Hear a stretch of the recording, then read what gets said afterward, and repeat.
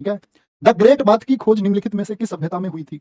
बोलेंगे जी the great bath. Great bath का मतलब विशाल स्नानागार, जो आपको इमेज में भी लग रहा है। ठीक है, इधर से उतर के जाते थे ये सीढ़ियों में, और इधर से 8000 साल पहले भैया मजबूत स्विमिंग पूल बनाया हुआ है इन्होंने। तो आज हमारे पास अब भी ऐसा नहीं है, हम तो नल के नीचे बैठ के नहा रहे हैं, ट्यूबवेल में नहा रहे हैं हम जाके, हैं? ये तो मस्ती में है। स्विमिंग पूल समझो भाई इनके पास। ये बहुत चर्चित क्वेश्चन है। बहुत चर्चित क्वेश्चन कैसे है? ग्रेट बाथ किस सभ्यता में मिला? तो सिंधु घाटी सभ्यता में मिला, लेकिन बच्चे क्या बोलते हैं उसको? मोहनजोदड़ो की सभ्यता। मोहनजोदड़ो, मोहनजोदड़ो याद रख लेना। खोज की इसकी किसने? आर डी बनर्जी ने। आर डी राखलदास, तो क्या नाम है? राखलदास बनर्जी। आर डी बनर्जी ने कब खोज की थी? आपका 1922 में। हड़प्पा को किसने खोजा था? दयाराम साहनी। हड़प्पा दयाराम साहनी, दयाराम साहनी 1921 में। ठीक है। अच्छा, चाणूदारो, ये हड़प्पा कहां पड़ता है भैया? हड़प्पा की अगर बात करें तो कहना भैया किसी से भी पाकिस्तान में पड़ता है, वर्तमान पाकिस्तान में। मोहनजोदड़ो पाकिस्तान में, चाणूदारो पाकिस्तान में, और लोथल कहां पर है? लोथल है जी गुजरात में। लोथल कहां पर है? गुजरात में। यहां पर था एक डॉकयार्ड।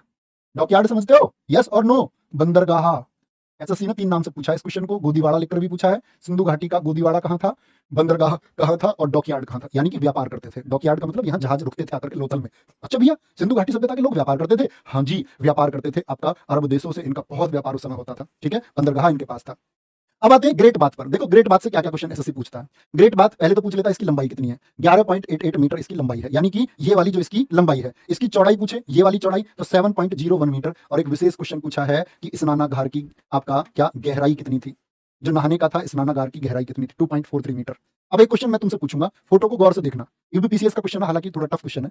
उसने क्वेश्चन दिया कि जो ग्रेट बाथ है उसमें सीढ़ियां थी, सीढ़ियां थी पश्चिम की तरफ, या एक ऑप्शन में दिया पूर्व की तरफ, और एक ऑप्शन में दिया पश्चिम और पूर्व दोनों की तरफ, या एक ऑप्शन में दिया इनमें से कोई नहीं। तो जो विशाल स्नानागार मिला उसमें जो सीढ़ियां थी वो नौ सीढ़ियां ये किस तरफ से थी? सिर्फ वेस्ट की तरफ। ठीक है, बोलेंगे अभी फटाफट से। ये ईस्ट की तरफ, ये वेस्ट और ईस्ट की उसकी लोकेशन थी जो यहाँ पर बना हुआ था, दोनों तरफ। ये हुई ना बात, गजब।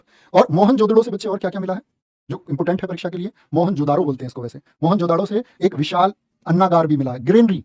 ठीक है, ये तो ग्रेट बात हो गया। एक आपका ग्रेनरी, ग्रेट ग्रेनरी भी मिली है आपका। ये भी कहां से मिली? मोहनजोदड़ो से। और ये सबसे विशाल इमारत है। आपसे पूछे ना बिगेस्ट बिल्डिंग कौन सी है पूरी सिंधु घाटी सभ्यता में, सबसे बड़ी बिल्डिंग कौन सी है? तो ग्रेट बाथ मत लिखना कभी भी। क्या लिखना है हमको? विशाल इमारत कौन सी है? ग्रेनरी है। और एक मिली कांसे की नर्तकी।